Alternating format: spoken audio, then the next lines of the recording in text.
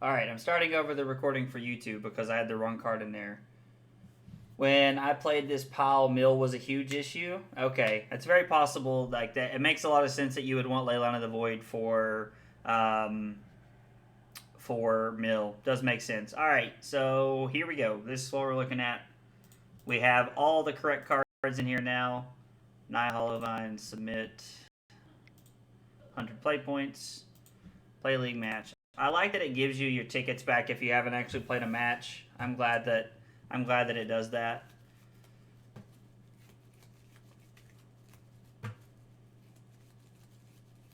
I'm really curious to know how many times you end up just spinning the wheel with Burning Inquiry and hoping you get lucky, as opposed to actually like making calculated decisions in this deck. Because sometimes you're forced to just kind of like spin the slots and hope that Burning Inquiry falls your way, but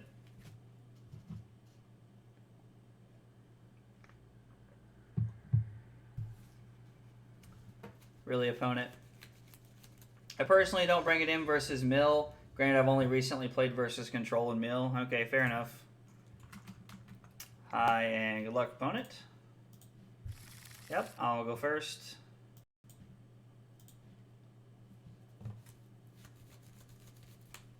Man, that Stomping Ground's really kicking my ass. Let's try it. What the heck? I think I'm going to lead on Street Wraith and see what I find here.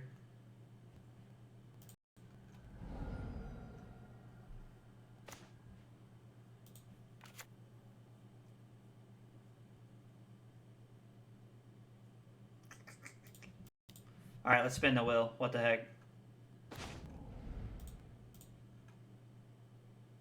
Well, this feels pretty good. Put 8 power into play and just slam it.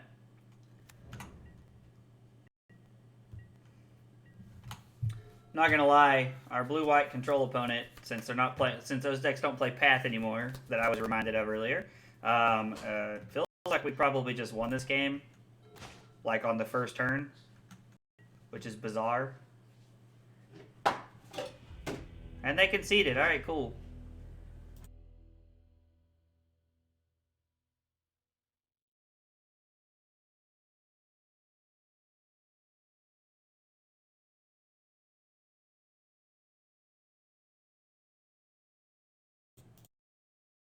Okay. All right. Well, we played the slot machines and we won on turn 1. And so now, I don't think we want Leyline. Maybe they have like Rest in Peace. Blue-white control normally plays Rest in Peace, so I think it's important to keep our copies of Prismatic Ending in the deck. Foundation Breaker.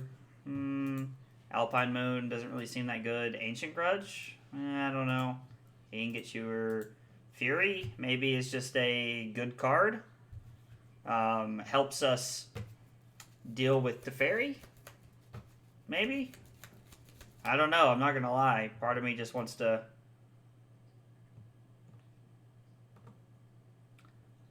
I don't know. I'm thinking we just run this back.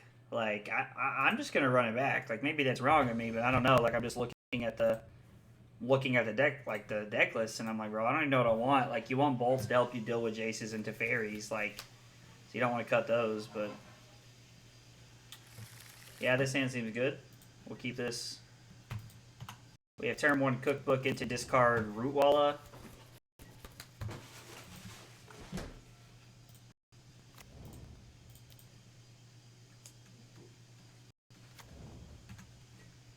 We'll say go here.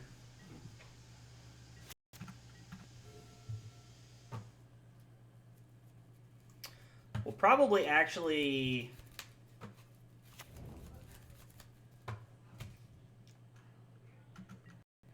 I don't know if it's more correct to discard the Vengevine here. I think it's more correct to discard the Vengevine. Because if we discard the Vengevine...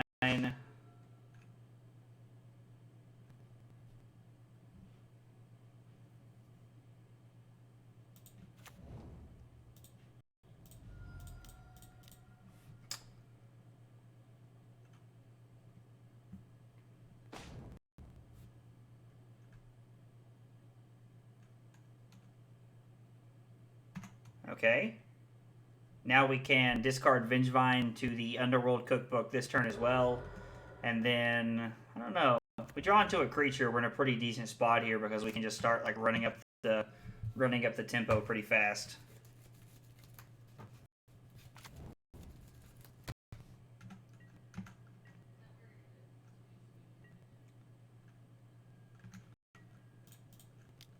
Discard Vengevine.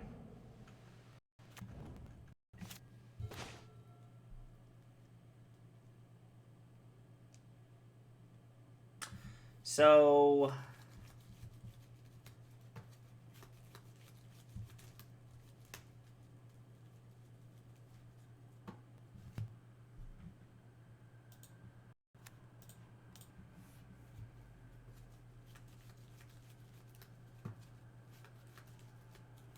maybe they counter this. I don't know. Maybe we shouldn't have led on this because they can counter it.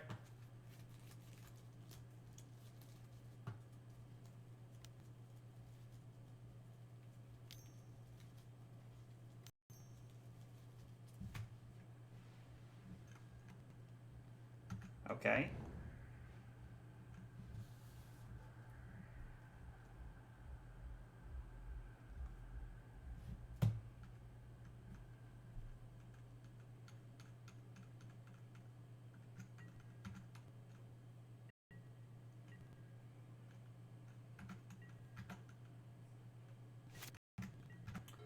This turn we get to pitch Ox. 1, 2, 4, 5. So we're not really even close to having enough cards to be able to do that.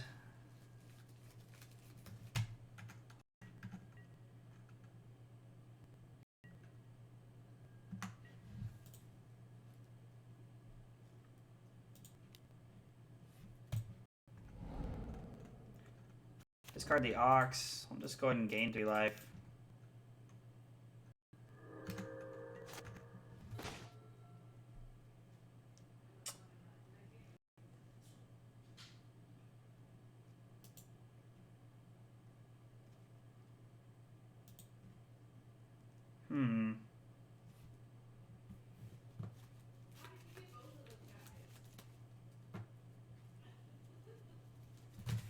Oh.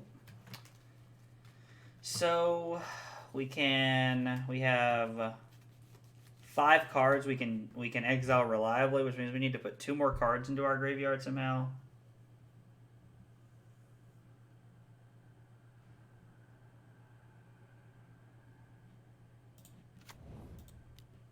I'm gonna say go. I'm gonna keep hanging on to the fact that we need to be able to use our Rootwalla. This Memory Deluge.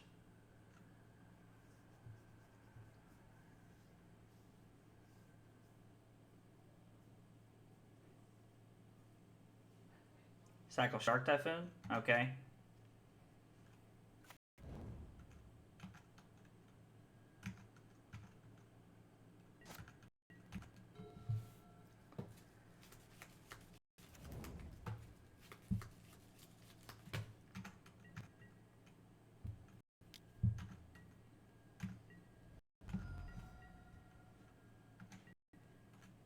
Well, thank you for that. Just go ahead and crack the food here.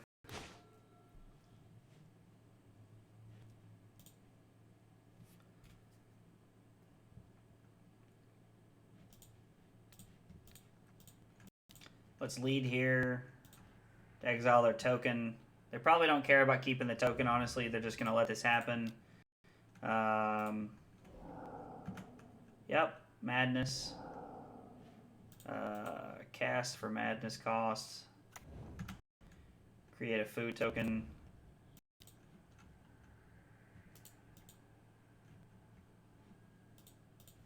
Yes. Yes. Yep.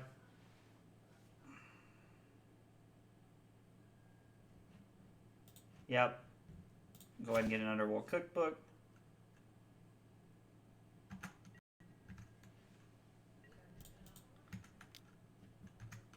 Attack for 8. Hopefully they don't have like a settle here or something. Like if it's a Shark Typhoon, that's fine, but settle would be pretty bad for us. Solitude's also not great. Exile one. They get to block the other one.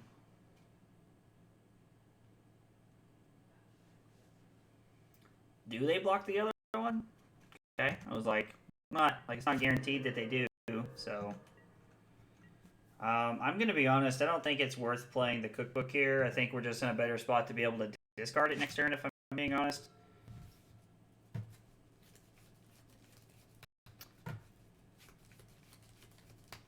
I guess we could have used our foods to kill the Solitude, so they didn't get the block.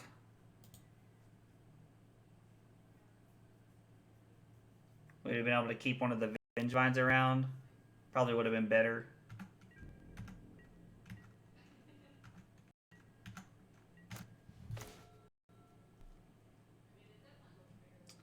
One, two, three, four, five, six.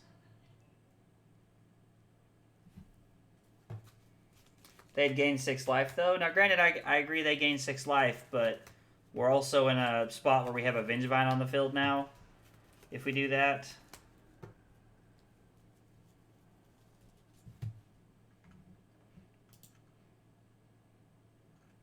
Activate only once each turn. We do get to crack in for 6 here.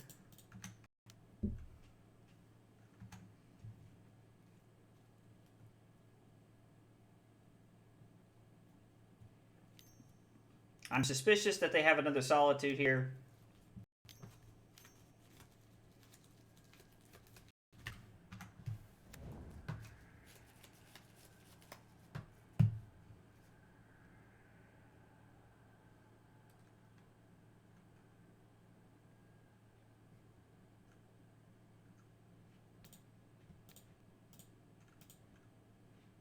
And they get to go to 28 here. But I think it's better to be able to keep my Rootwalla on the field. Like, we will eventually wear down their life total.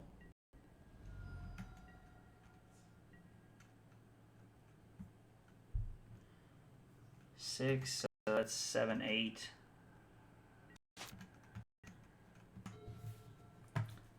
We're gonna discard the cookbook this turn.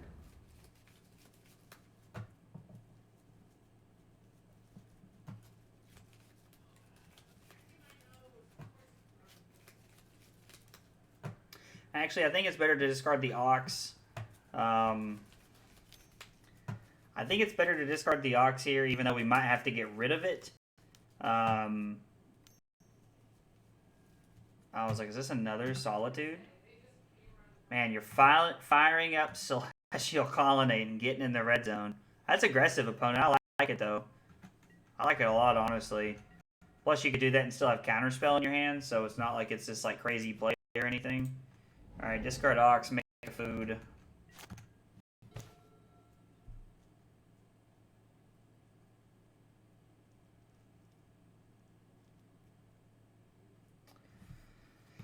So, discard that. That costs 3. Discard the book. Hollow one costs 3. And then I can activate Rootwalla.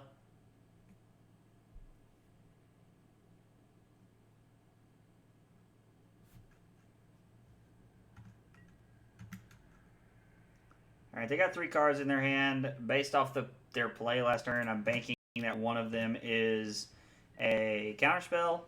Yep, activate.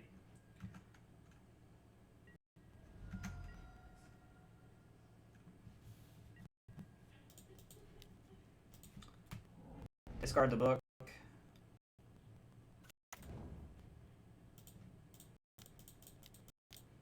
Run out a hollow one.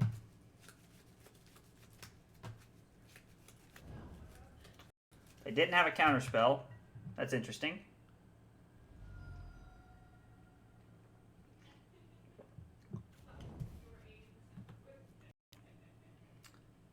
I feel like they're probably just playing the one of Breeding Pool for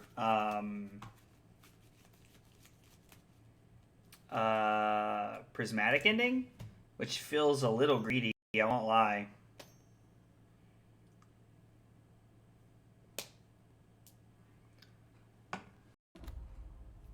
Gonna cast Chalice on one. Okay. Oh. Sunset Revelry. Okay.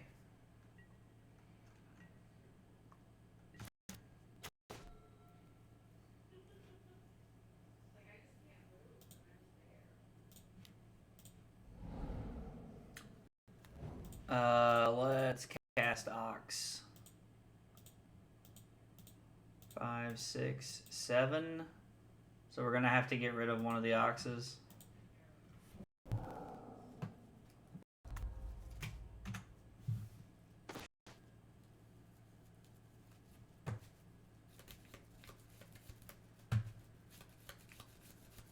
Huh.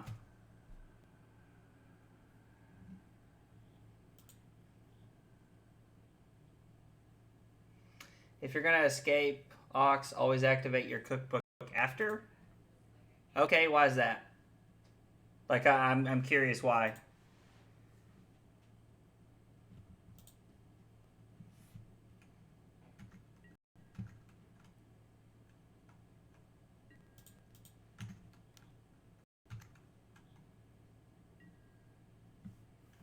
Gonna attack. They're probably gonna throw one on both. Interesting. They're willing to take one here.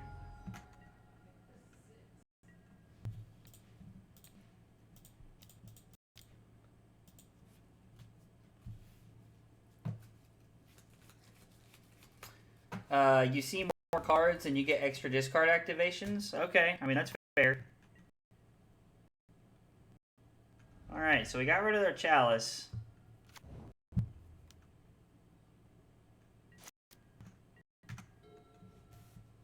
It's been a long game too against the old blue-white control deck.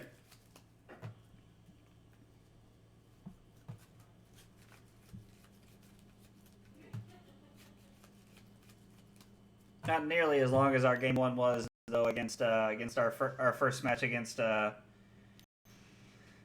gonna play this for 4.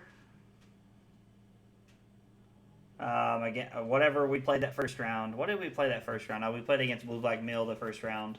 That's right, of our Naya company match. Yep, you can't get rid of my hollow one or my Ox of Agonas here with your Prismatic Ending. It is nice to know that one of the cards in their hand is Prismatic Ending. Otherwise, they wouldn't have added all those colors. And if they didn't, it was I was like, and if it wasn't, it was a heck of a bluff. All right. Not gonna lie, I think we're just in a better spot to just go ahead and cast the Vengevine.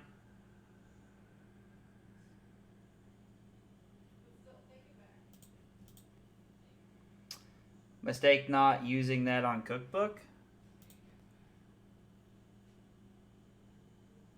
Oh, it was his mistake, not Prismatic Ending in the Cookbook. I see. I guess we could start by cycling and see if we hit anything. So we cast that, and then, yeah, we're just going to cast the Vengevine here.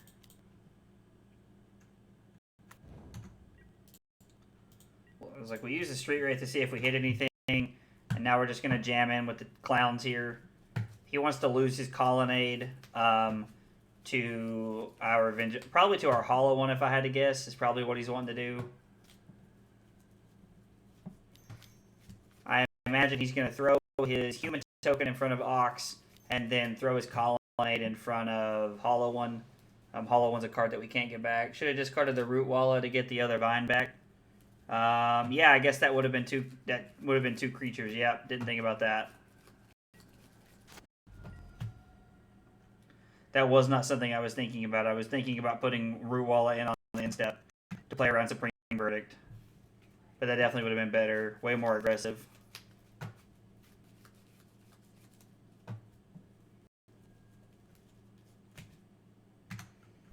Okay, Spreading Seas. Rip. Oh, do it now. Sorry, man. There's too much of a delay in the chat when I was looking at that.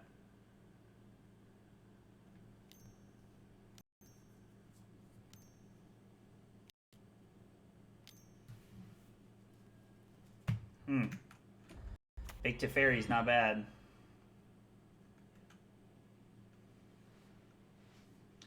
I was like, I kind of feel like he has to plus here and hope he gets lucky.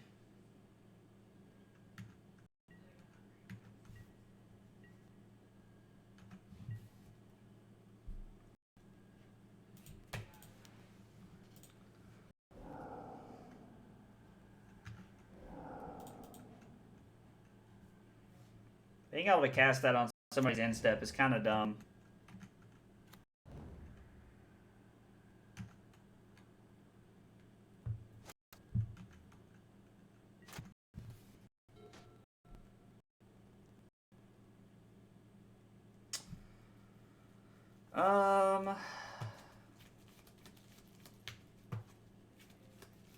Let's see, 5, 9, 12.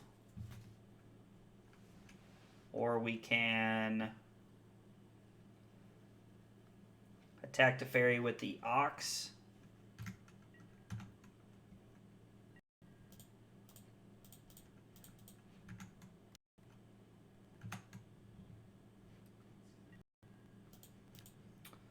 Pump up the Rootwalla.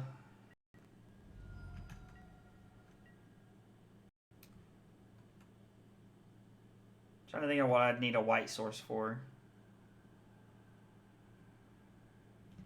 I'm just going to hold it and see what happens. I don't see a reason to play it. I don't think I need to discard it. I have 4 food tokens.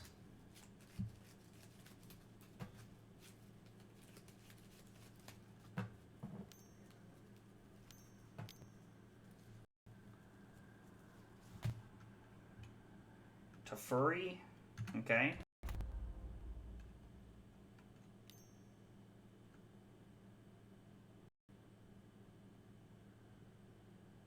Gonna Prismatic Ending the Rootwalla.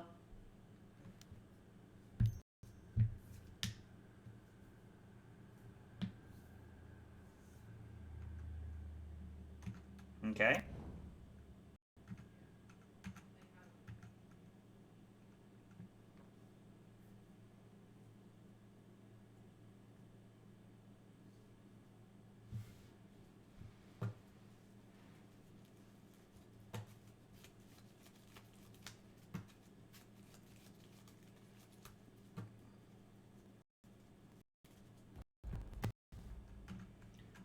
That's interesting. Means he's wanting to run back out the... Means he's probably going to run it back out, which means he's looking for a Prismatic Ending or he's looking for a Solitude.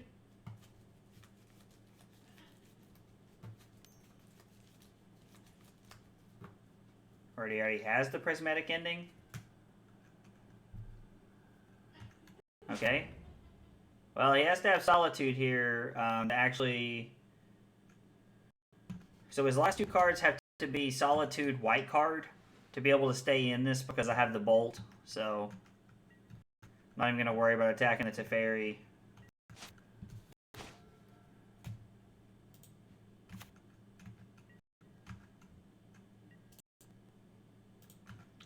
Attack you for 9.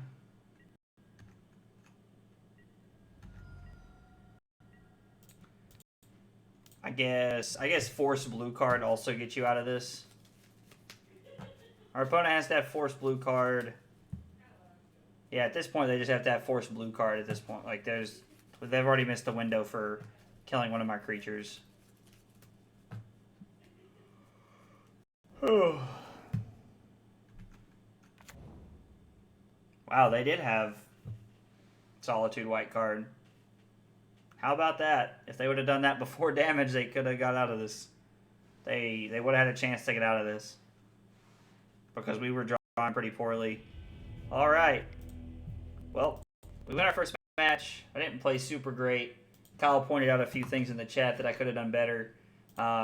Good things to think about going into the second match here. Oh.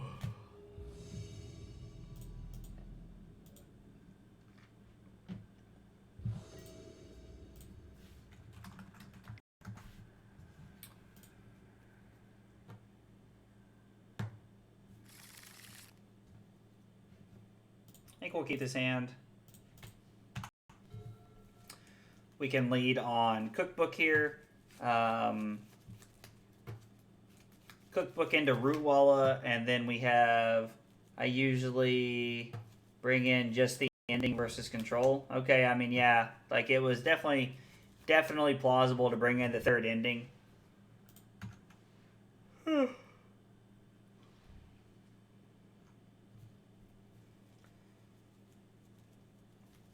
I mean, like, in our opponent's defense of the last game, like, we did win a free game.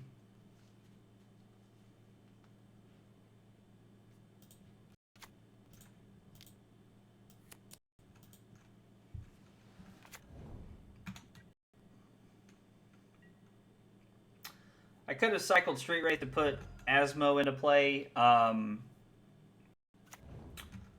really think putting Asmo into play was very good there. Like, I mean, don't get me wrong, putting a 1-mana 3/3 into play is always solid, but wasn't what I was looking for. All right. Discard Rootwalla, put Rootwalla into play, make a food, go to my turn.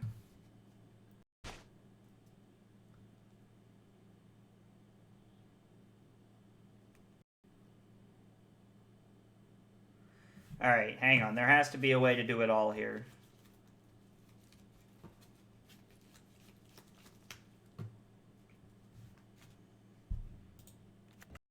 We're going to start by getting a Sacred Foundry. This appears to be a matchup where I don't know what our opponent's playing yet, but it feels like our life total isn't super important. Alright, so we cycle Street Wraith. Discard a card with Cookbook.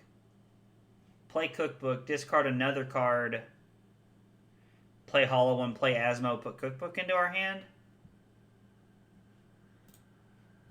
Alright. Let's attack for 1 first. I guess technically that was wrong. I should have waited to attack, because if I wait to attack, I might hit Vengevines. I might hit a Vengevine off my Street Wraith. And now I'm unable to do it all here because of my opponent's Fire and Ice there. So, Street Wraith, book, second book. We don't get to play Asmo, but we do get to use this to pump up this. So, yeah, if they want to use Ice, that's fine because we'll draw a card here.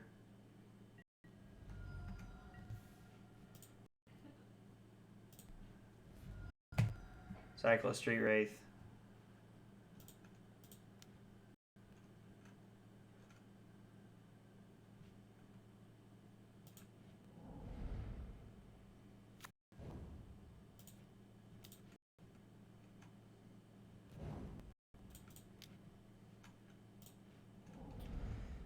We're going to discard the Bolt here because I feel like it presents the lowest upside, or I feel like it presents the lowest upside. I do like having the reach of Lightning Bolt, but I don't think it's worth it necessarily in this spot. It is worth noting that if they are playing Rhinos in some way, which they don't have to be, they don't have to be playing Rhinos by any means here, but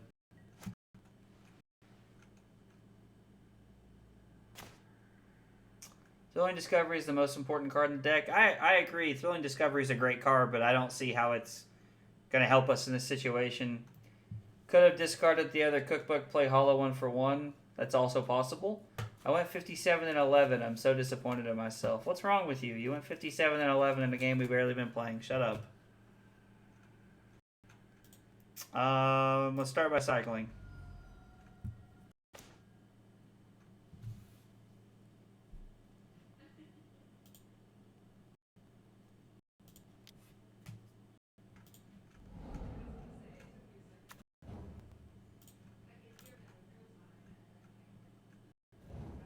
Play Asmo. Yeah, get the last Cookbook. Cast Hollow One for 1, and then we're going to kill Teferi.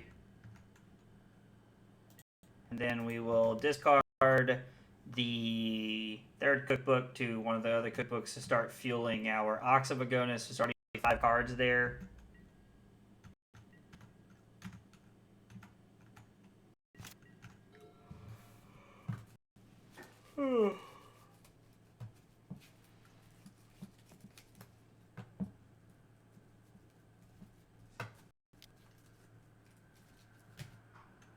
Okay. Killing my Asmo there makes me think he's going to play a creature here of some variety, like a Stoneforge Mystic, I guess. Okay.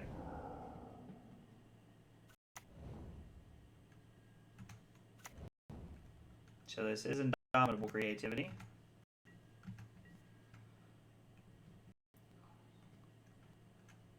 One, two, three, four, five, six.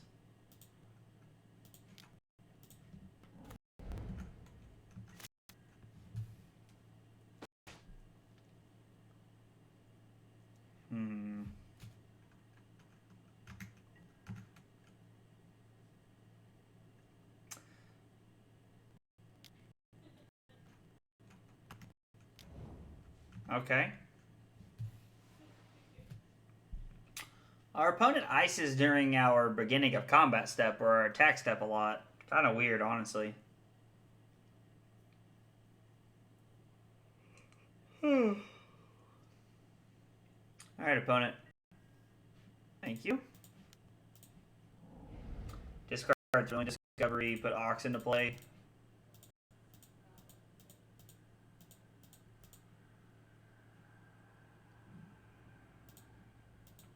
I was like, something's not right because I had exactly the cards I needed to do that.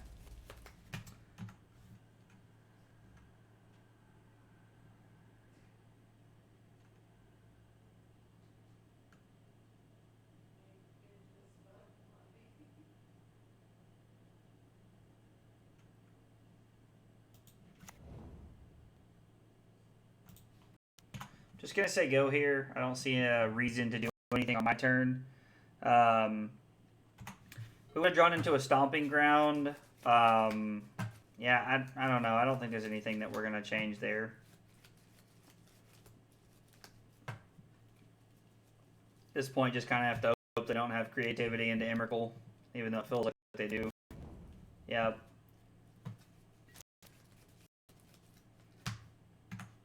Now, Annihilator 6 isn't even that good for them. Wow, that's crazy. I don't think I've ever played a deck where Annihilator 6 is not that relevant.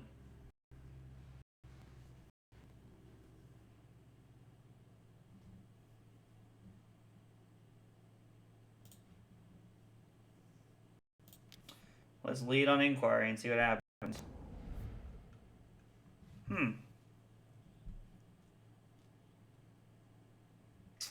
Interesting.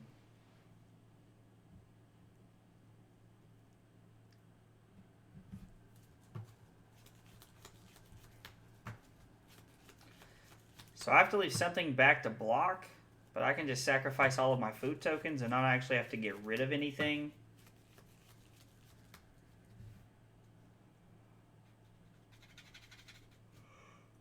Okay. So we discard our 2 cards here.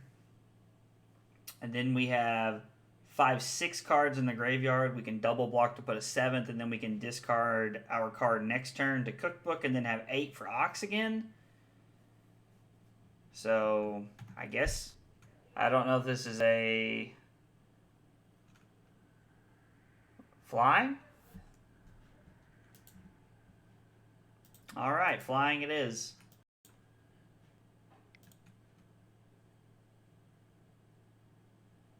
Flying's fine because we can go back to 1 off of a food token.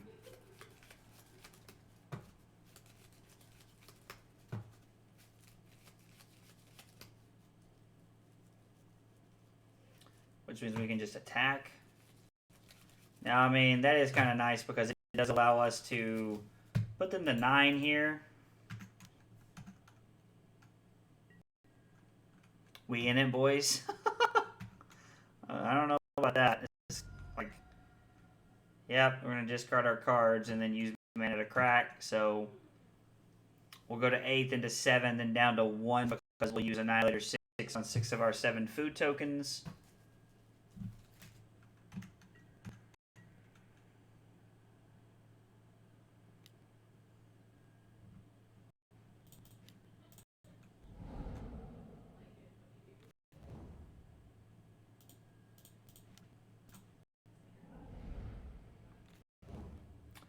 Create a food token. Go to 16.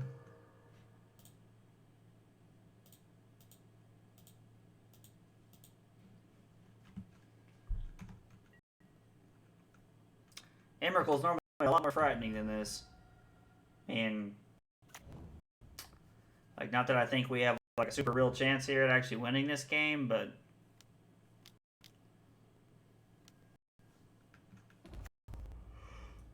Exile our hollow one. Now we definitely don't have a chance. Alright, well...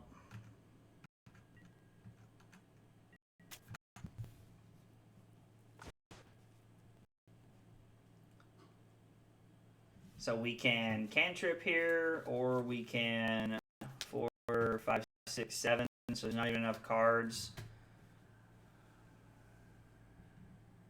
Because we didn't get to put the hollow one in the graveyard. Alright, cantripping.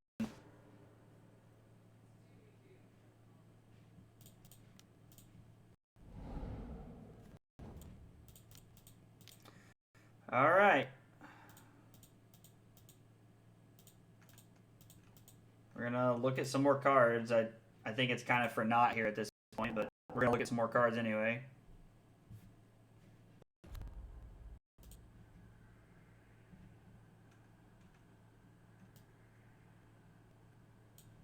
Alright.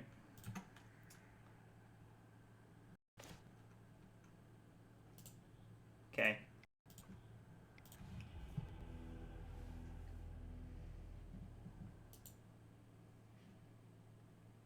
Nope. Don't really care about that.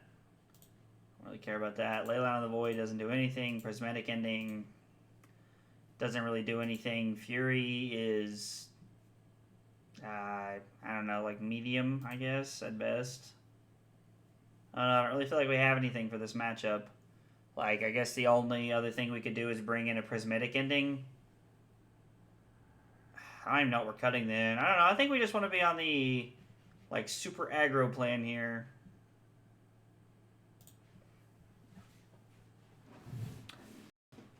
I think Bolt is probably our best chance of... Never played this matchup, so you're on your own. All right, thanks, Cal. I don't know, like when I play Burn against this deck, Burn just kind of runs them over. But the second thing that happens in that matchup is that if there is a time, like when you get into a spot, if they end up going for creativity for 1 or 2, and you have a couple of instant speed interaction pieces, then you're in a decent spot because you can fizzle their spell. So that's normally what ends up happening when I play this matchup, but there's only 3 bolts in the list, so...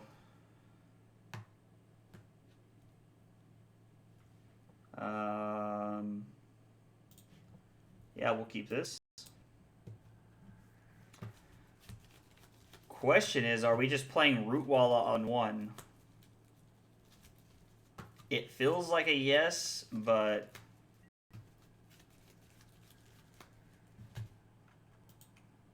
No? Alright, Kyle says no, so no we're not.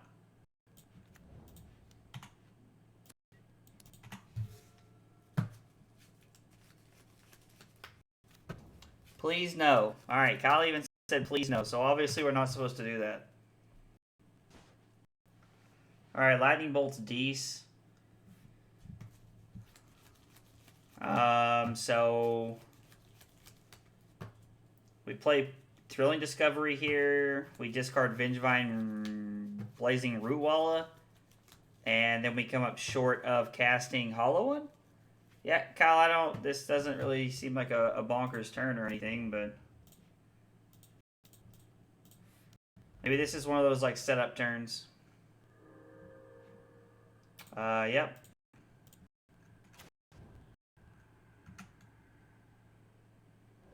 Well, those weren't exactly the things I was looking for, but... we do have a Lightning Bolt to help us interact, as we're just digging for Wraith, right? I mean, yeah, Street Wraith would have been pretty good there. So we're hoping that Lightning Bolt gives us an opportunity to interact with the 0-3 or one of the 1-1s that they make at instant speed. really where we're at this point.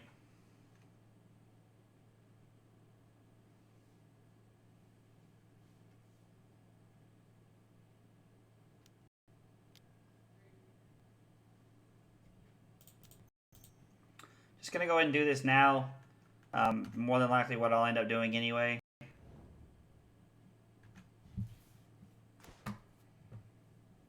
Ooh, 2 lightning bolts.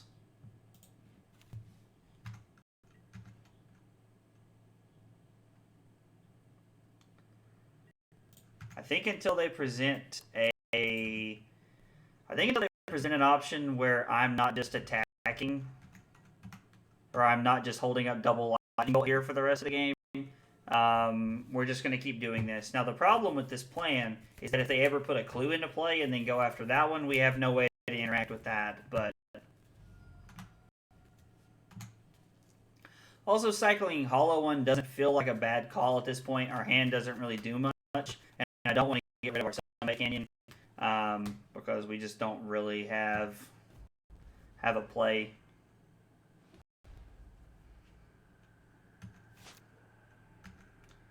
So our opponent bounces the Rootwalla.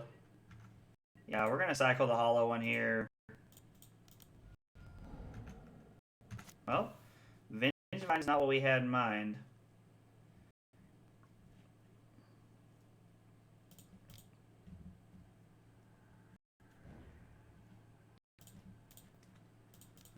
We are going to go ahead and bolt it to Fairy because we need to be able to hold up our other lightning bolt.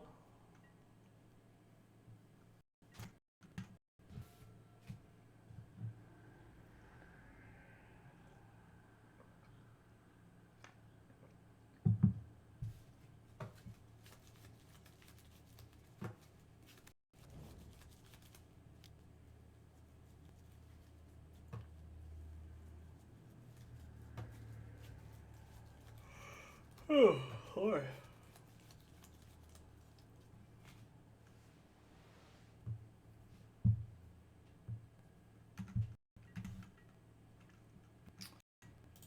Alright, we're going to get a Stomping Grounds here.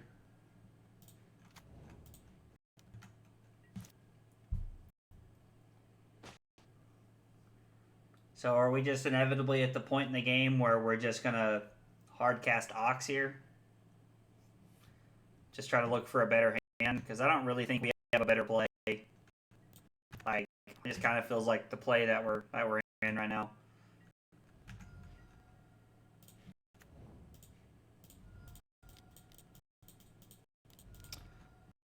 We are putting 2 Vengevines into the yard this way if we do this, so I don't think they really run counter magic.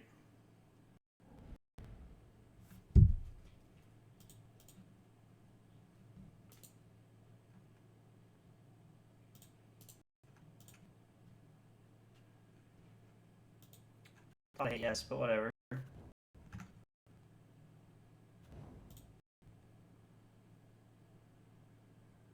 Hope I'm not walking into a Supreme Verdict here. We are putting lethal into play though, so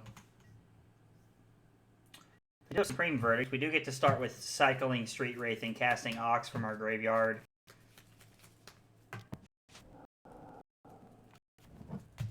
Anger of the Gods is also not bad.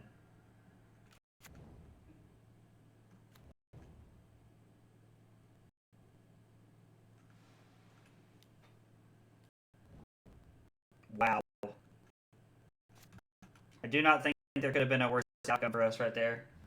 Yeah, that was brutal. Like, well played by my opponent.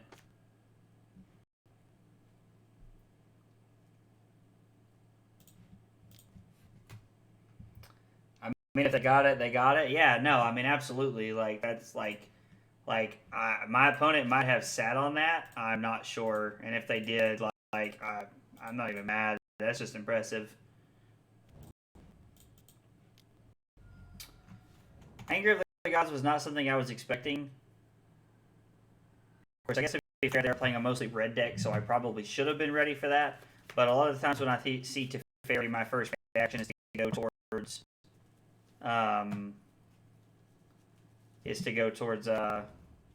Supreme Verdict. They cast Creativity for 2 here. We'll just concede. It really appears they're doing. Yeah, when they put Emissary and Emrakul into play at the same time, there's not much we can do. I probably could have made some better plays that game, as opposed to just like kind of jamming everything there on the turn before they angered. Now, there was no world where I was accounting for them playing Anger of the Gods and then the fire side of Fire and Ice on my 2 hollow ones that were left. I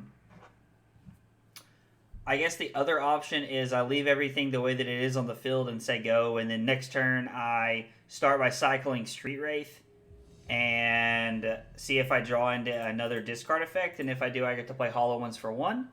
So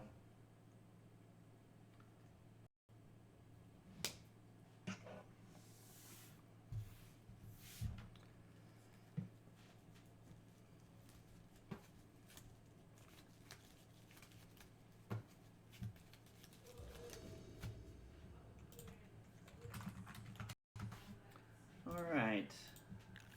Yep, I'll go first. I mean, are we just going to spin the wheel into another land? What the hell? I love it. We're on the play.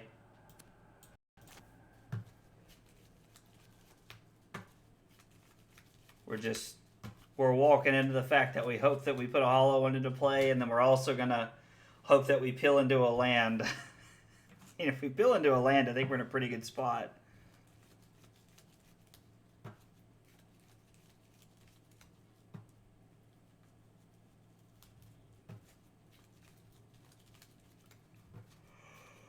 Oh, Lord.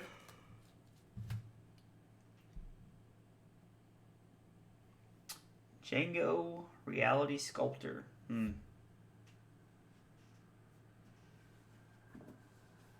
Alright, our opponent takes a mulligan.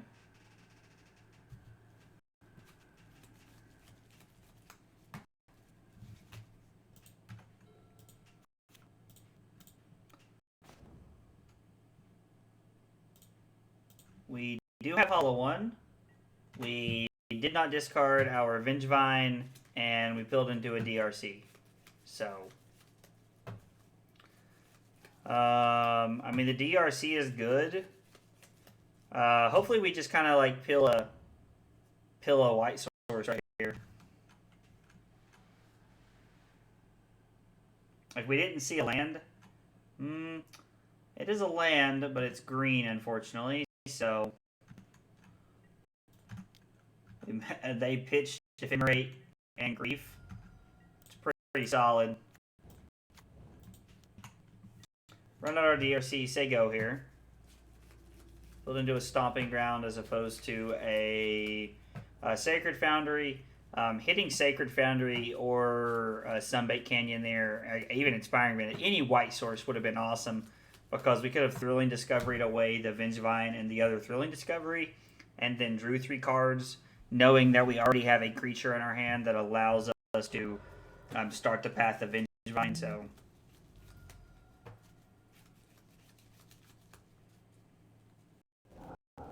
okay. Is this Solitude, Ephemerate Solitude? Oh, Undying Evil. Okay. Wow, that's a really good turn. It's kind of nutty, honestly.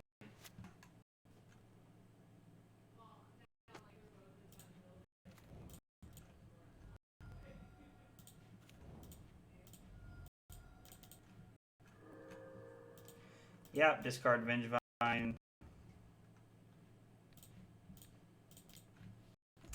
gonna go ahead and lightning bolt this. I'm not messing with this. I'm not gonna screw around with this thing later. Get blown out by Ephemerate later in the game, or something like that. So now we can Thrilling Discovery to discard whatever we draw, and having Blazing Rootwalla puts us one step closer to being able to cast a Vengevine next turn. So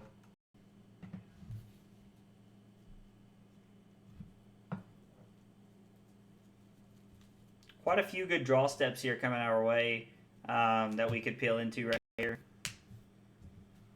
Ox is pretty solid.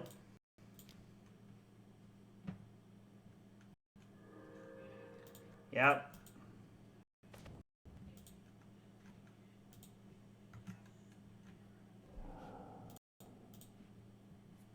Cast with Madness.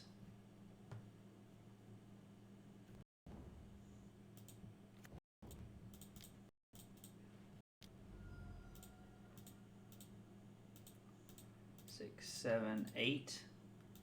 Works out to where I get to leave exactly my Vengevine in the yard. My opponent concedes. All right, well, the Burning Inquiry kind of got us out of that game. Okay. I don't really think Prismatic Ending is going to be any good. This white-black deck, they're trying to put like Solitude and Grief into play on turn 1 and like Ephemerate or play that Undying card. Oh. I don't think Leyline of the Void really does anything. I don't think they're playing like Reanimator. So I think Fury in... We bring in Fury and I think we cut the Prismatic Endings. Try it like that. I kind of like having the bolts as reach, plus it's a solid way to deal with Grief and Solitude.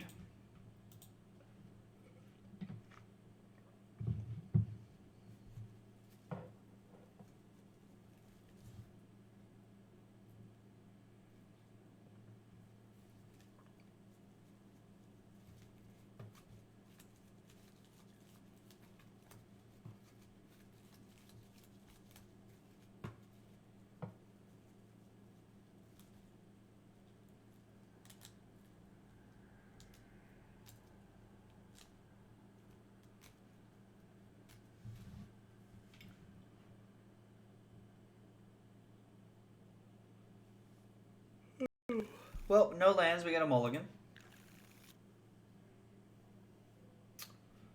So we keep this, put this on the bottom. Okay.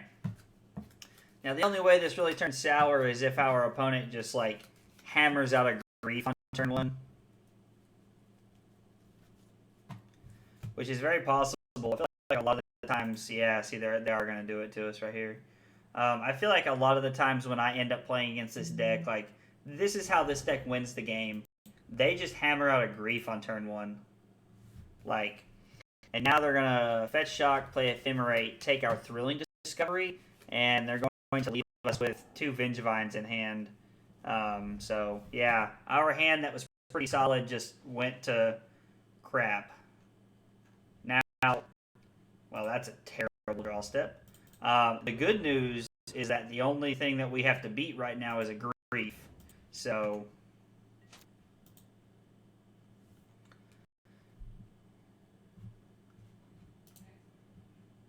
you choose an online card from it. Oh wow! So they have to discard a Vengevine here, which is pretty sweet.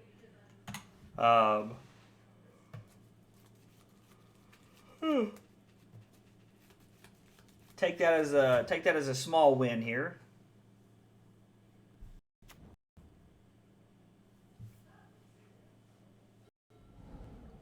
Forcing them to put a Vengevine in the yard is definitely, I mean, it's definitely a small win, but it's something nonetheless. So pretty excited about it here. Dothy Boardwalker, all right.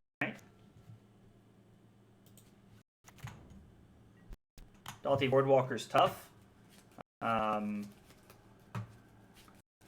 mean, this is a 4-turn clock here, so, and if they add something to the board, then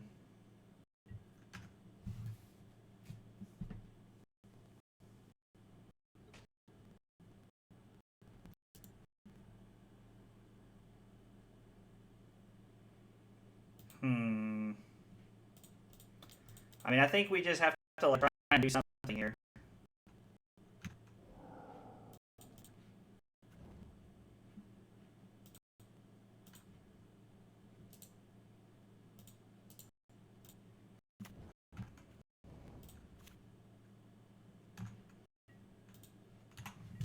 All right. Well, we're not exactly out of the game. That was actually a pretty sweet draw step. Yeah, that panned out pretty well for us there, honestly. Can't complain about that too much. Oh. Now, Dalthy Voidwalker is attacking here because we can't block it, and it can't block any of our stuff here. The good news is that we have more power than they do. What's he casting? Gonna cast Fury.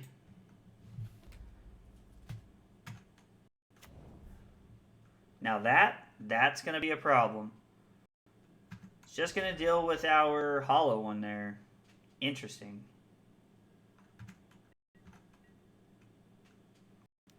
Yep, we go to 10. And then next turn you have 9 points on the battlefield. And you're getting ready to... What? You already had something we play. Why would you... There's got to be a reason here.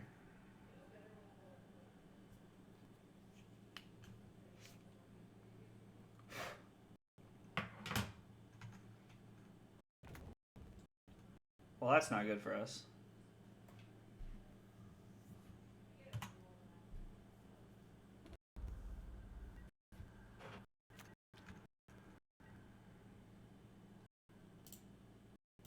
Alright, we're going to concede this one.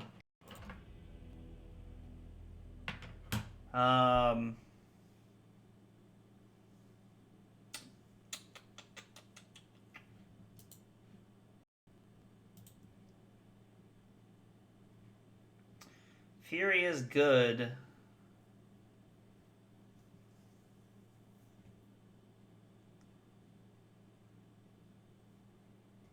Yeah, we'll run it back. What the hell?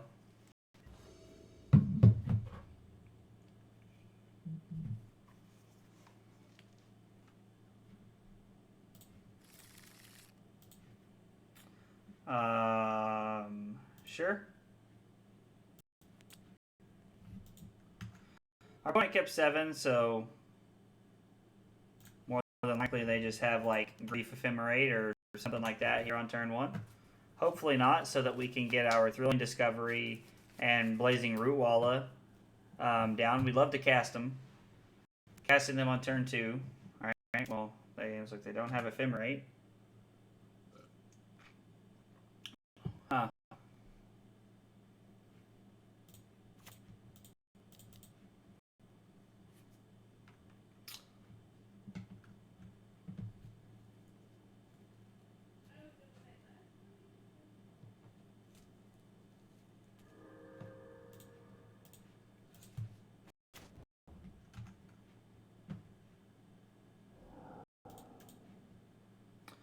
Well, was really hoping to find a Street Wraith there, but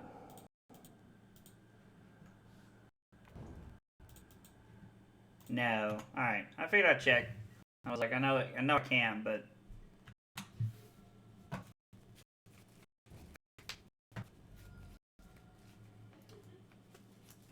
you're gonna fetch shock? Nope. So you're not playing Dalthy.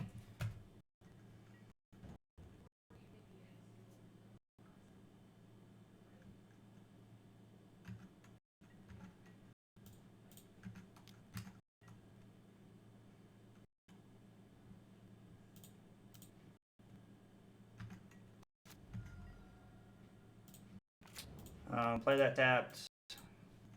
Play the root while as I go. We're almost to where we're just casting them, like, which is fine, I guess. No matter what they're doing, they're getting a 1/1 off the stockpile. I forgot about the hidden stockpile card, honestly. Well,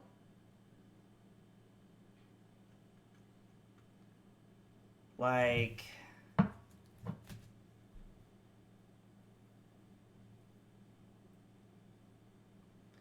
cycle 1.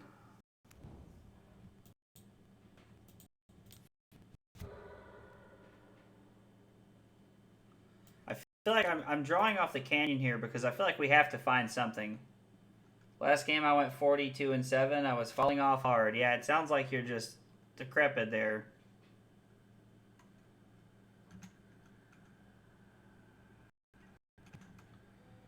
It's tough to continue to attack into these because they're just going to block inevitably.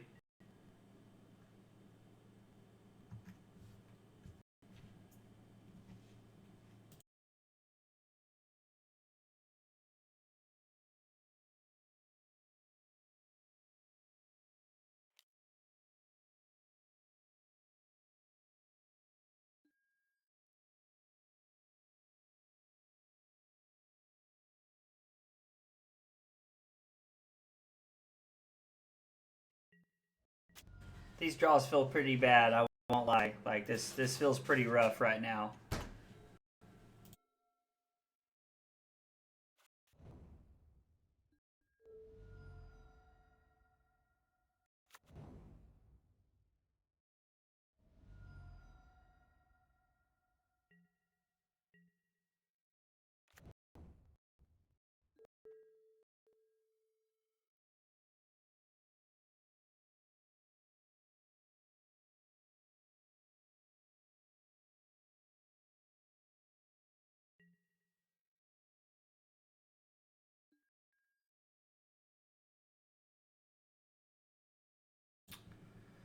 So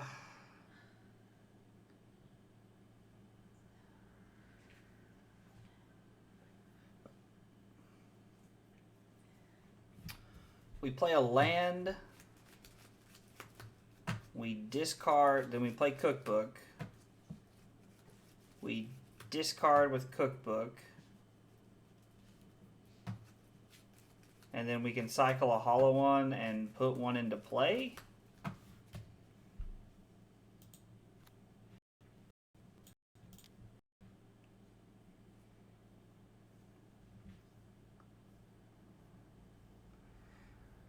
I actually just lied. I think this is a better play. We're going to play Cookbook here. We're going to discard our Wooded Foothills. Make a food token. And then we're going to pay 3 for this because there's no way that's going to put more than one into play. So we're just not going to attack or do anything here. Yeah, we're just going to leave it the way that it is. Village writes the token. Okay. I mean, like, they have to have a way to turn on Revolt, or they have to have their 4th fetch land in a row here. Okay, our opponent has Solitude. Probably has Ephemerate. I'm guessing if they've waited this long to go for it, so, or they have has Undying. Oh, it's even worse.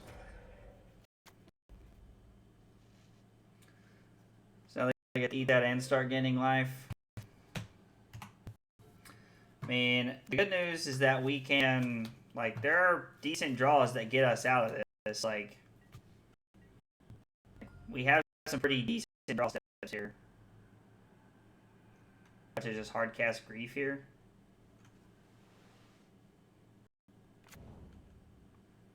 Yep.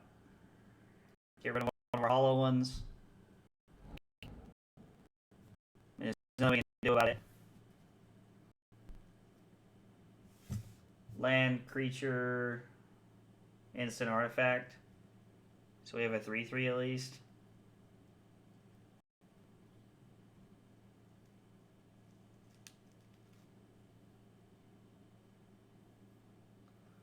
So we can discard the land.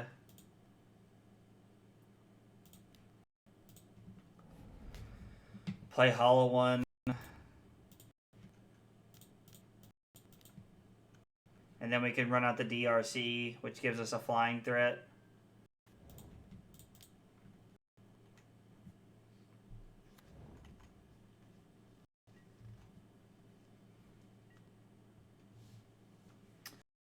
Because if they attack without actually killing anything first, I'm going to jam the hollow one in front of the Solitude here. And I'm going to keep my DRC around because I would rather have that. Well, they just have another Solitude. They've pitched Ephemerate twice. They have another Undying Evil. Jesus Christ. And Village Rights. I mean, when you have it all, you have it all, bro. Like, there's nothing I can do about it.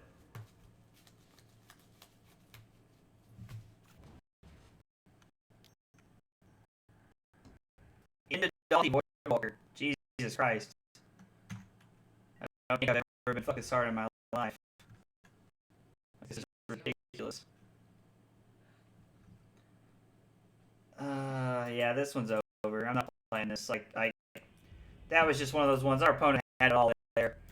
Games 2 and 3, like, they had it rolled up. For as much as we cheesed them game 1 with the Burning Inquiry, they definitely made up for it with their, like, just pure gasoline. Like, if they have one of those turns where they don't have a fetch land, like to turn on Revolt, like then we get to get into the red zone for 6 points. Like, but they had one every turn. We don't have a way to discard a card, so I'm gonna have to ship this one back, I think.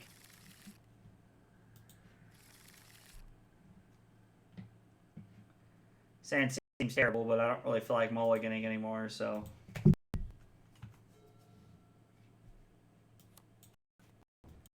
Feels like our draws have been pretty mediocre this evening. Like, there was 1 or 2 turns where like we had a decent draw, but that really feels like it.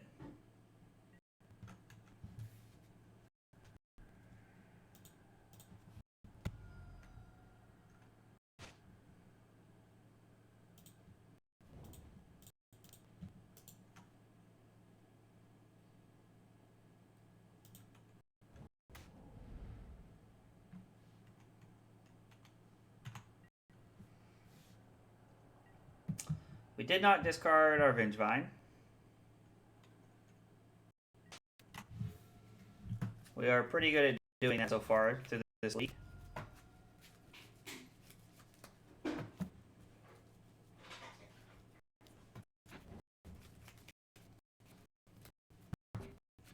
Mana fixing that draws you a card for 1 mana.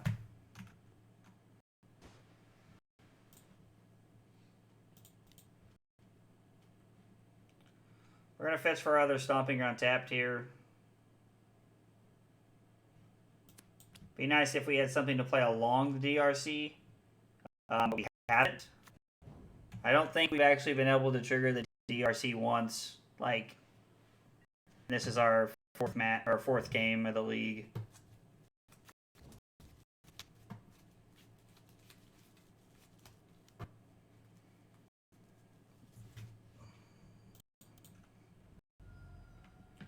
Okay. Stomping Ground tapped. We're literally never able to hardcast the Vengevine to the second Stomping Ground being in our graveyard already.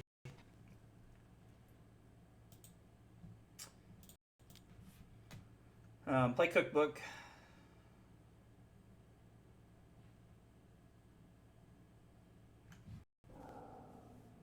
Force a negation.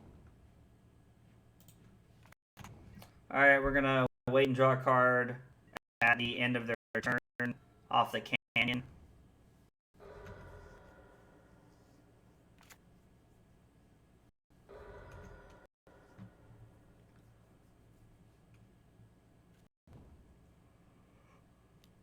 Prairie Stream.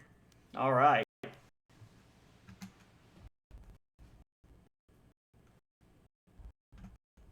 Fate Seal Themselves. I feel like that is a very underrated play in Magic.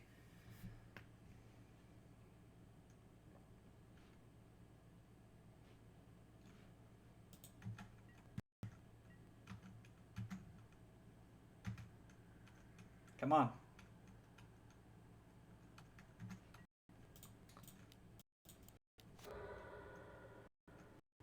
We just need to find cards to play here. These discards and draws have been rough. Guess the deck chooses the player. I mean, that's fair. Yeah, because this has been terrible.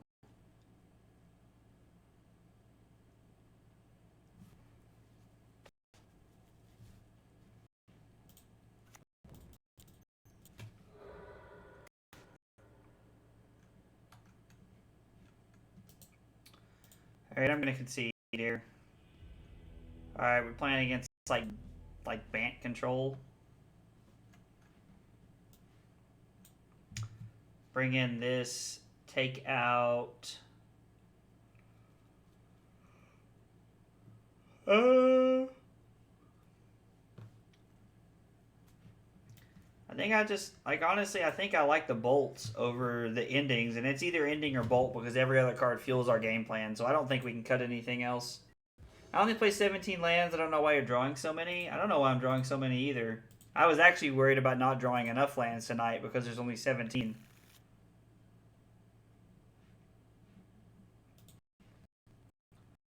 Alright, we're going to play Dragon's Rage Channeler on turn 1 and then follow it up with a Burning Inquiry on turn 2. So,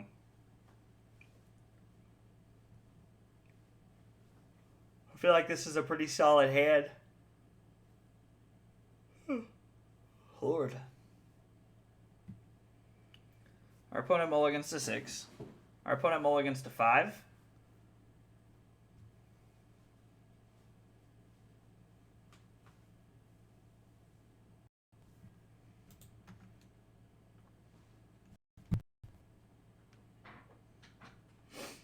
Alright, hopefully our opponent does not have turn 1 Prismatic Ending. Not that it's crazy to think they would.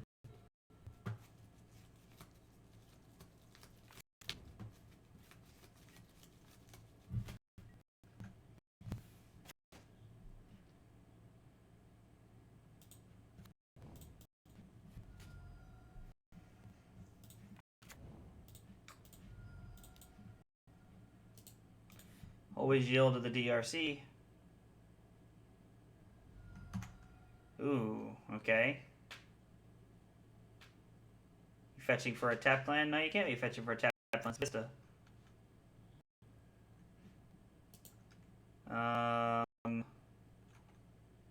Put it in the graveyard. Let's spin the wheel.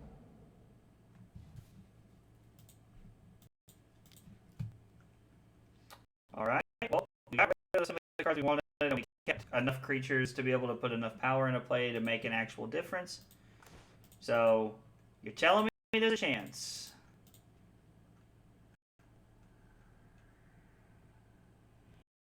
And our opponent concedes. Alright, cool. Well, it be like that sometimes. I still don't really think there's anything else we want to bring in.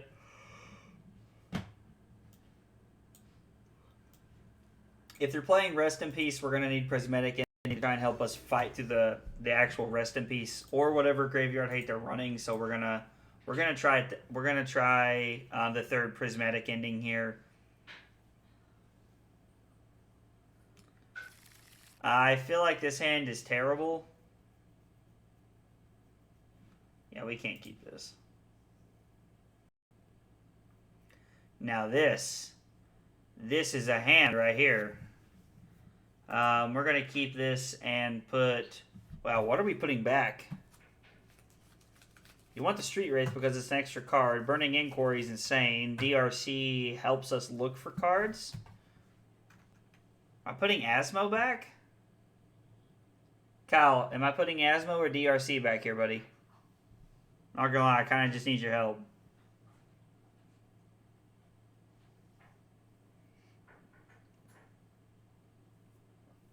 Kyle might not even be paying attention. Kyle might not be watching anymore.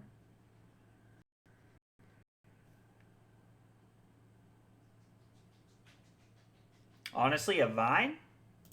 Okay, that's interesting. I'm gonna take your word for it here. It's not something I would have done, but why a Vengevine?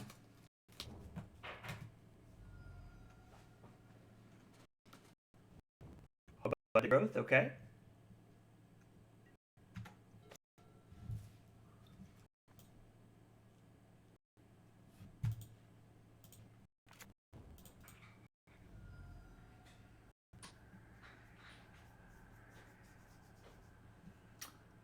Okay, Sacred Foundry.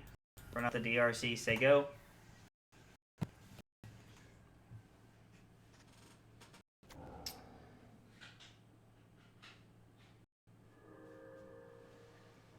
Possible graveyard hate, so you're not as narrow if you've been Vine versus Asmo or DRC.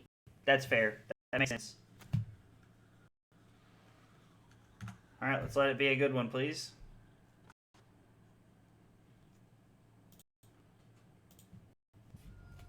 Land?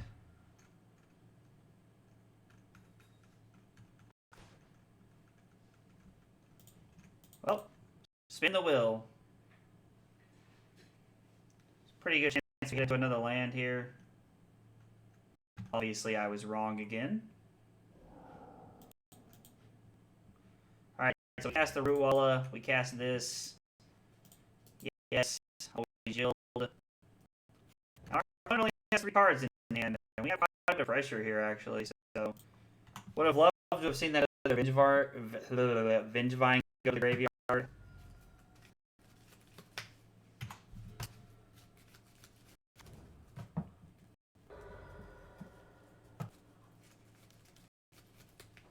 Just a furry. Yep. The fairy bounce our hollow one. Yep. Seems good.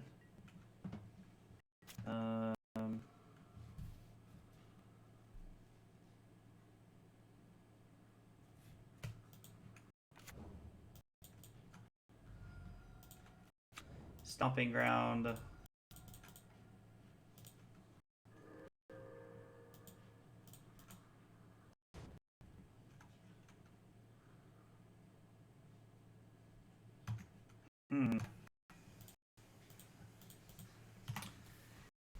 Fairy puts you to 8.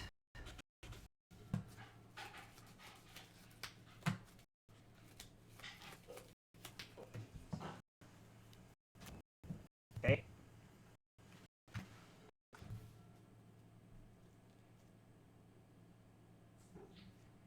They're just dead here. Rootwalla off the top puts both of the Vengevines back into play. And we end up winning that game. Okay. Well, that was a weird match. Makes us 2-2, so... Alright, this is back-to-back leagues here. We're playing for the old 3-2. Last time we came up a little bit short. Hopefully we can put our medium draws aside to get our points back for this league. I feel like the deck has not treated me super well tonight. I feel like my draw steps have been... there's been a couple of them that have been pretty good. This deck is weird though, so there's a lot of weird matches. Okay, that's fair. I mean, that does seem like that. Does Graveyard Hate just shut this deck down, Kyle? Because it kind of just seems like, how do you ever beat a Rest in Peace? Obviously, I understand that's why you have Foundation Breaker in your sideboard, but it feels like in Prismatic Ending. But it kind of feels like Graveyard Hate is just where this stops and starts. I've actually been fortunate enough not to really play against Graveyard Hate so far. I say that my opponent will bring in, we'll have 5 pieces of Graveyard Hate in the sideboard.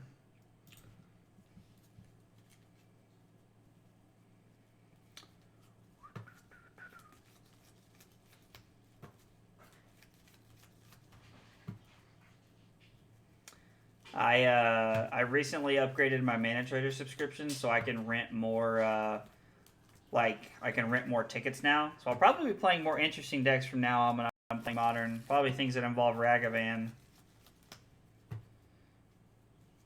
Those Dothies were brutal. Dude, the Dothies were pretty backbreaking, honestly. I kind of like this hand, honestly. Yeah, we're going to keep this. And we're just going to play DRC.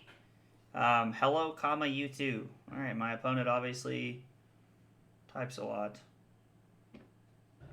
Yeah, we're going to lead on DRC here because this hand has a lot of upside, especially with a Street Wraith here. Yeah, I feel like this hand has a pretty decent shot here.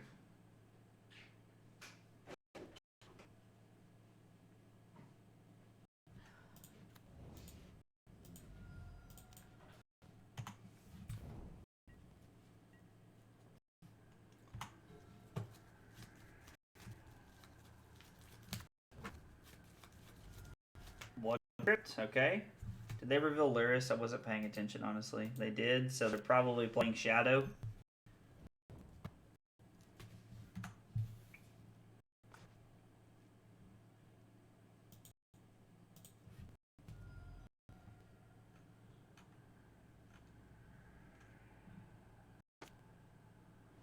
Man.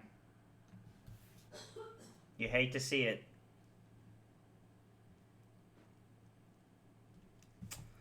Would have loved to have seen a land right there.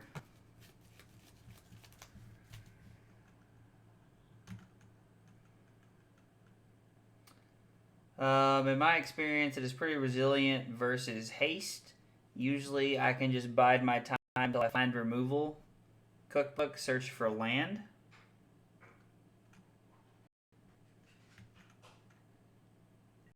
Oh, you're saying play the cookbook and like try to use the DRC ability for a land. Um, I also think that's correct because I think we really need to be able to find a land here. Yep, that's fine. Put that in the graveyard. As much as I like the idea of having a lightning bolt. Oh, whoa, stop. Undo yield through turn. We're going to discard our Vengevine here. I was not even thinking about that, man. That could have been a disaster.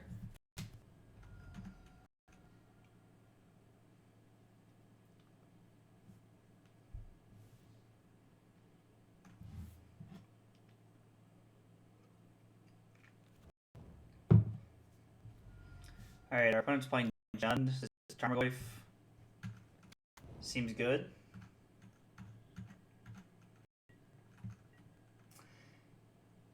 If you knew you had a land on top, I would recommend holding Vine.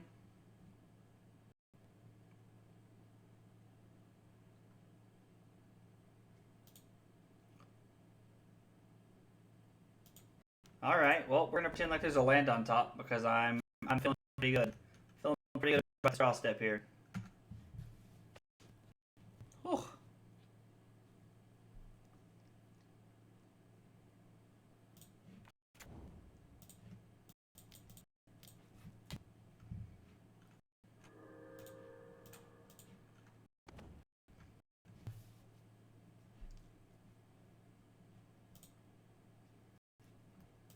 I meant not actually discarding anything, but that works too. Lol, okay, my bad. I didn't know you meant not discarding anything.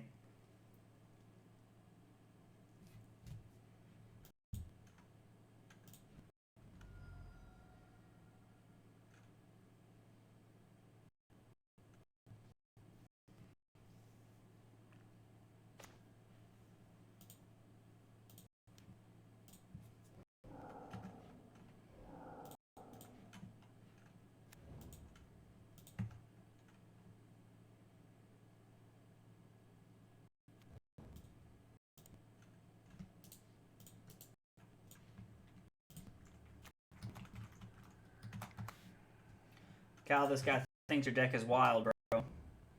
What was the reason to not casting Asmo off Wraith? I'm not sure where you're talking about. Which turn you're talking about, ship it. Not gonna attack.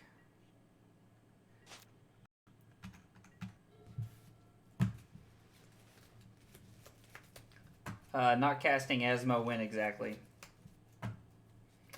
The first cycled Street Wraith. The first cycled Street Wraith was turn 2. That was when I was looking for a land. That I used that turn to play my cookbook to try and surveil for a land. For having a cookbook in play for when I play Thrilling Discovery, I can get to 3 discards a lot easier if I have to bank on getting a Wraith. Yeah, for sure, absolutely.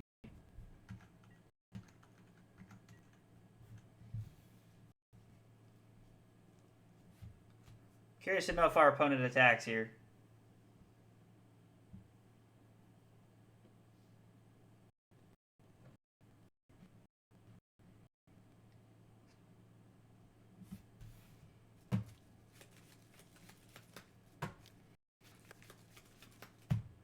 Yeah, I'm willing to go to 10 here.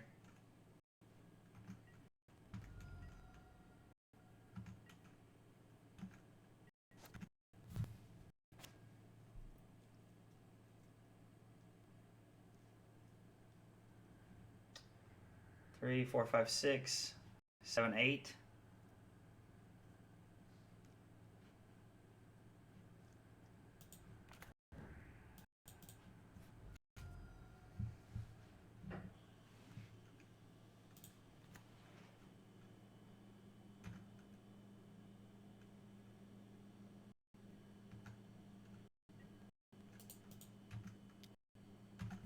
All right, we're gonna send him with the team.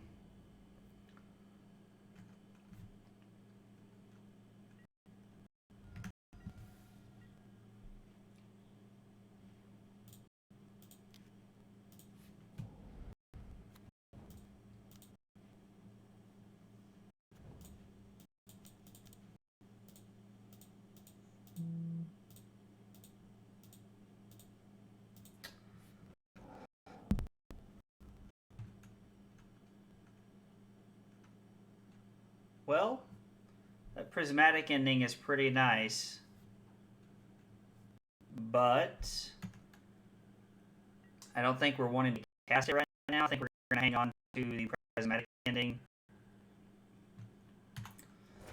I mean, I wish I could cast it right now. Sorry, that's what I was trying to say, is that I wish I could cast it right now.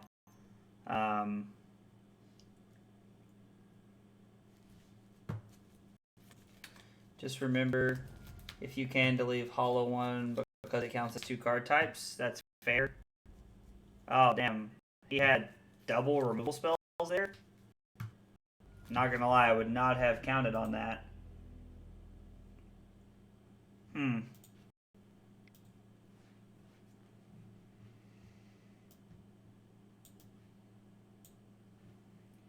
Fury, Prismatic Ending. Don't think we want Ancient Grudge or Ingot Chewer. I don't think we want Foundation Breaker too. Leyline of the Void only hits half of the graveyard, so it doesn't help us really against Goyf like it does, but it doesn't.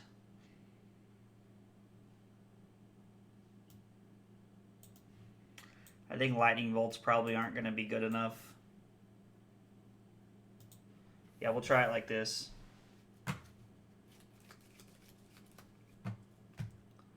I think this is probably our best bet.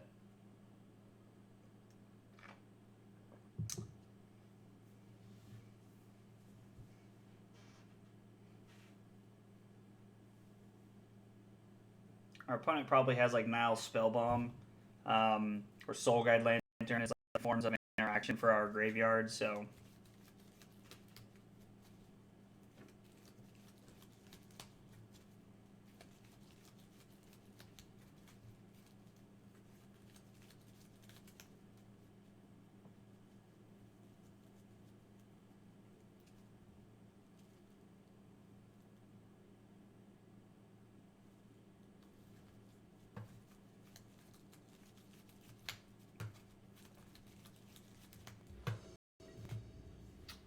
Yep, we get to be on the play.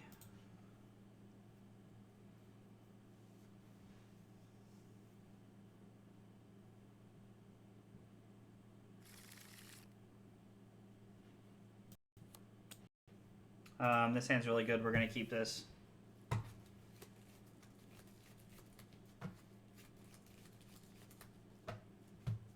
I like having DRC into Thrilling Discovery.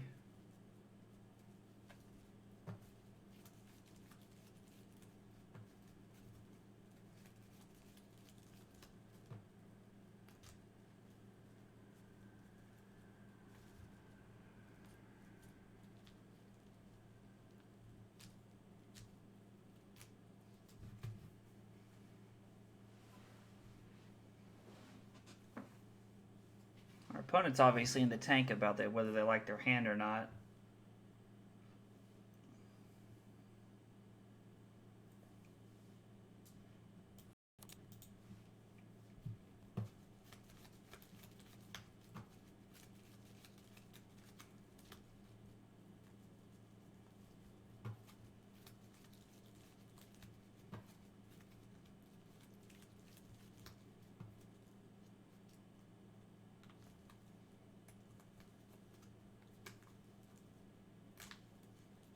Okay, our opponent takes a mulligan. They must have been thinking hard about that one.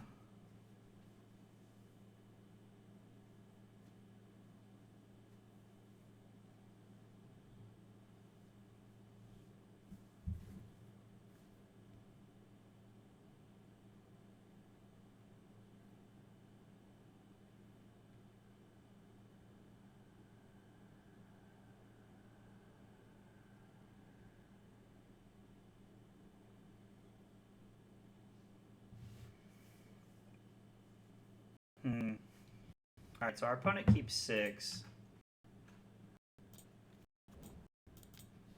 Play DRC. Say go.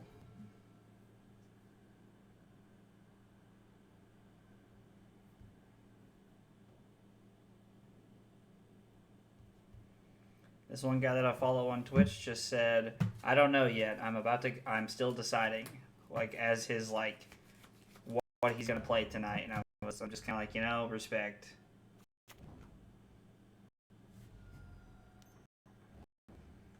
They also have a DRC.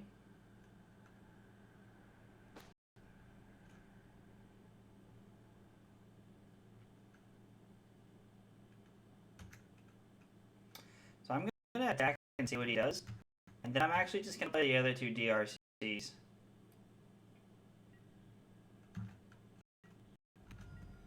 I think we could really, like, get some value off having all three of them in play. I think it represents, like, a very aggressive line if we actually end up being able to Thrilling Discovery into Delirium for the Darcies. Is my opponent about to match my play? It's like, bold move, Belichick. I like it, though.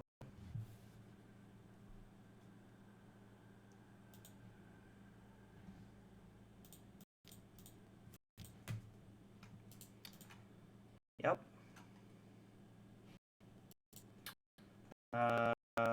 Put in the graveyard. Into the graveyard. Into the graveyard.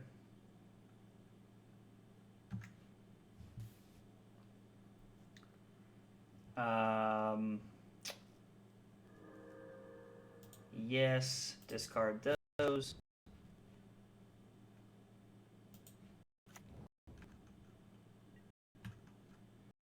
And yep, we're gonna attack for 9. Feels pretty good. Put our opponent to 7 on turn 2. Won't lie. We're gonna get a basic cast Asmoranomardicadaistinaculdacar, and we're gonna get a cookbook, and we're gonna say go. All right. Well, that was a pretty busted turn 2. Being able to turn Delirium on for all of the DRCs. And our opponent only has one card type. I was like, so I don't know what they're going to draw here, but I was like, they don't really have the advantage that we do. So knowing that they have DRC and some other stuff, I think it might be worth it to bring in Leyline of the Voids. I don't think Fury will be that good when we get to sit down and look at it. Let's see here. What do we think? We could cut a cookbook if we wanted to. Actually, we'd probably cut a Burning Inquiry. And the Goblin Lore? I don't know. Goblin Lore's pretty good. Let's try it like this. I think that Leyline of the Void will be pretty solid here. It turns off their DRC. Really starts to hammer down on their Goyf size, and I don't know what else they're playing, but it could have other effects too that I'm not aware of yet.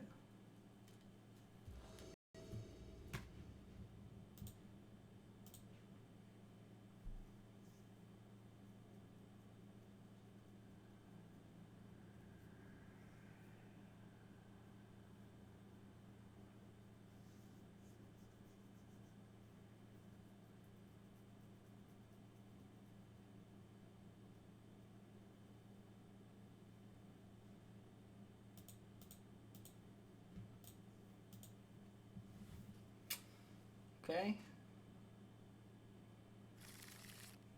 I'd like to be able to keep this, but I can't. Now this hand's good. We keep this and put a land on the bottom, I think is what we're doing. Now, it is noteworthy to know that if they have their own Leyline of the Void, there's nothing we can do about it. Yep, we're going to keep putting one of the Tarns back.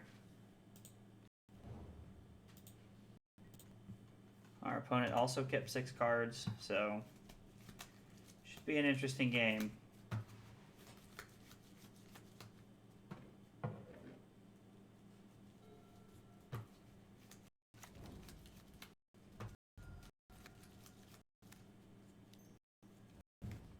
Swiss Spear, okay. Interesting. I to say I'm pretty surprised to see a Swift Spear there. That one's kind of caught me by surprise here. I think Thrilling Discovery would be our best draw step. Yeah, Thrilling Discovery would be sweet.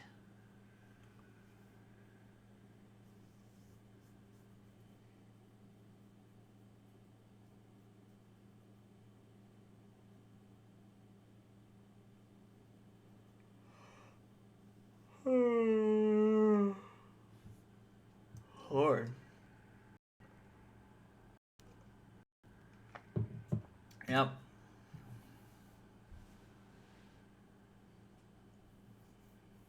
I got nothing for you. Go to 17.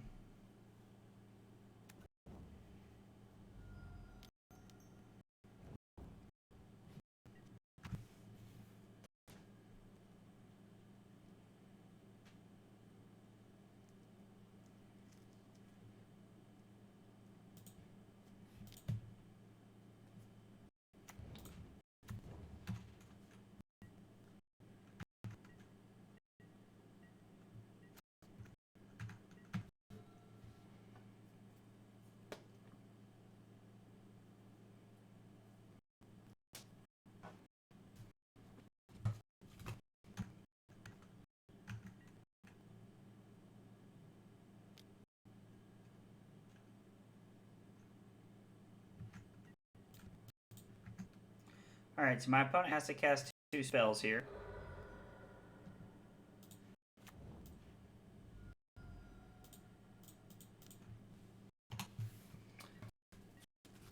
Okay.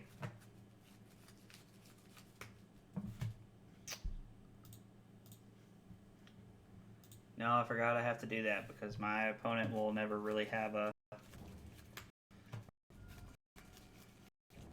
graveyard, so... And the Lurrus, okay?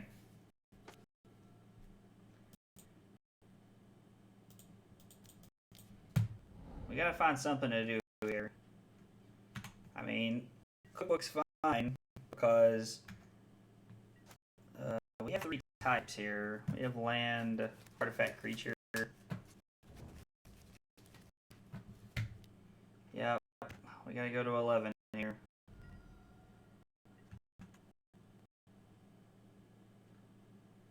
Would really just love to see a Thrilling Discovery. Like, I think that's like top of the food chain kind of stuff right now.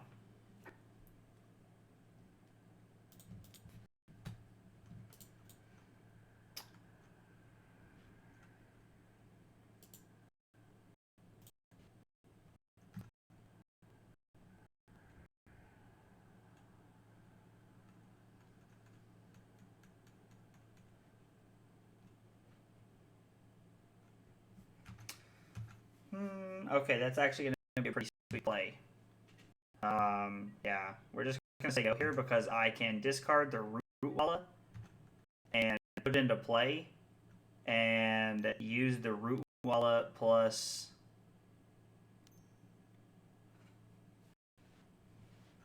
Well, not if he has K command to kill my DRC here. That's pretty backbreaking.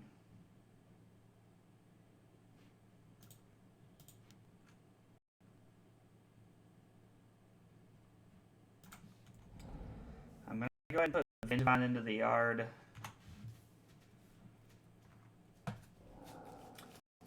Yeah, put Vengevine into the yard. It gives me a chance to crash through. Alright. This guy's playing like old school Jund Shadow.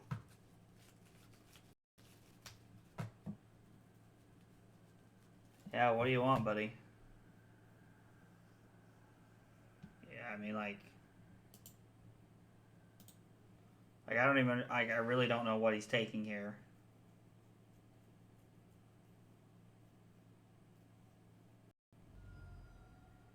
Takes Vengevine, okay. And then you're gonna stumble across for 4 here.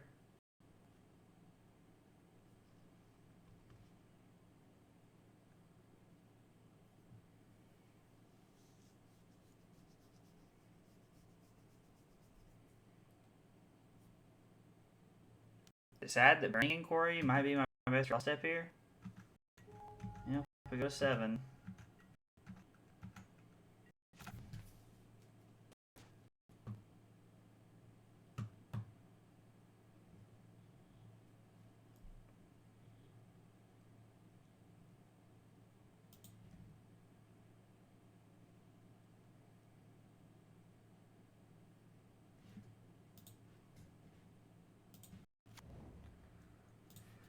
I think I need to hold on to the Rootwalla here to have a chance.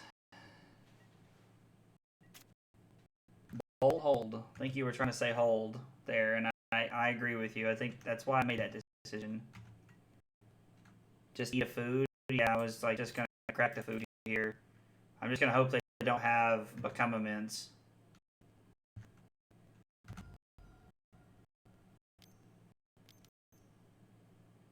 He's gonna play his Lurrus here.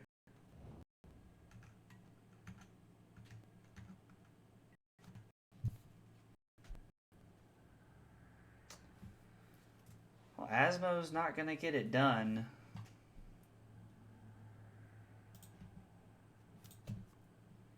That's a tough draw step. So if my opponent has a removal spell here, I'm kind of toast.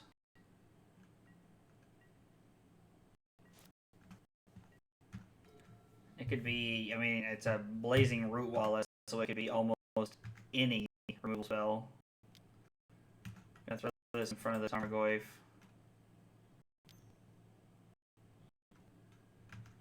Yep, I mean, nothing I can do about it.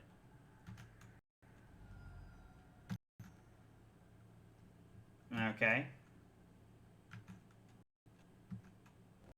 Sure. Alright, hang on. I'm not done with this game. Do we ever have anything good coming? Man, that's tough. That was a... I feel like that was a pretty bad league for that deck. I'm not gonna lie, like... I know I didn't play optimally at every turn, but I feel like that was a... I feel like that was a pretty rough showing for that deck, because I feel like that deck does a lot better than that. So I look at the deck and I honestly don't know what I would change. You don't really have any, like, I guess you don't really need things for burn. Like when you play against burn, like you have the cookbook and thrilling discovery to kind of help you, and you're already an aggressive deck. So yeah, that was unfortunate. Yeah, it kind of felt that way. Kyle had made the comment earlier to me today that he didn't know if Prismatic Ending or Unholy Heat was better in the main. I think Prismatic Ending is better. It gives you better all-around removal to, like, Chalice. It's a good way to beat Chalice game 1. And, like, just some other things like that you might need help against. So I like the idea of Prismatic Ending over Unholy Heat. So I like the deck. Yeah, all right. Well, it's 12:30, so definitely going to call it a night.